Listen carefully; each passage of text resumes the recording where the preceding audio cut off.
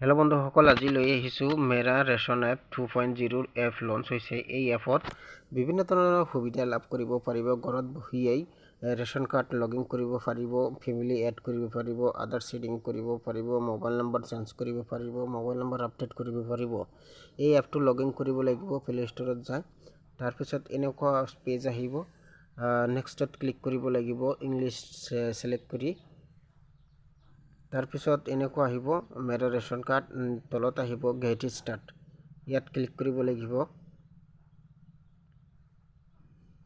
এতিয়া mobile number বহাব লাগিব, তাৰপিছত কেপচাখন দিব লাগিব, লগইন OTPত ক্লিক কৰিব লাগিব।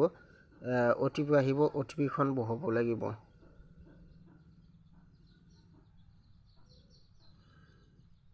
এতিয়া ফেমিলি ৰেচন কাৰ্ডৰ যিটো নাম্বাৰ আছিল সেই নাম্বাৰখন শ্ব' কৰিব, family ration card details show' কৰিব।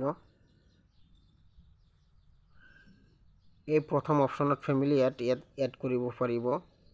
ইয়াত বিভিন্ন ধৰণৰ অপশ্যন আছে, এই অপশ্যনত যাই কিনে কাম কৰিব পাৰিব। নতুনকৈ লঞ্চ হৈছে, কিন্তু এতিয়ালৈকে সম্পূৰ্ণ কাম কৰিব নোৱাৰিম, কাৰণ নতুন হৈছে, এতিয়া সম্পূৰ্ণ আপডেট হোৱা নাই। আপডেট হ'ব, অলপ দেৰি লাগিব। ইয়াত বিভিন্ন ধৰণৰ কাম কৰিব পাৰিম। তলত আধাৰ ছেটিং কৰিব পাৰিম, ওপৰত ৰেচন কাৰ্ডৰ নাম্বাৰ শ্ব' কৰিছে।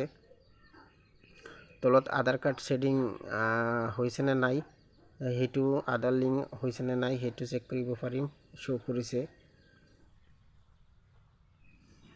এতিয়া ফিল্টাৰত যাই কিনে ৰেচন কাৰ্ড চিলেক্ট কৰিব লাগিব, আৰু কোনটো ষ্টেটৰ হয় সেইটো ষ্টেট চিলেক্ট কৰিব লাগিব। আসাম হ'লে আসাম, বেলেগ হ'লে বেলেগ চিলেক্ট কৰিব। তো এনেকুৱা কৰি লগইন কৰিব পাৰিব।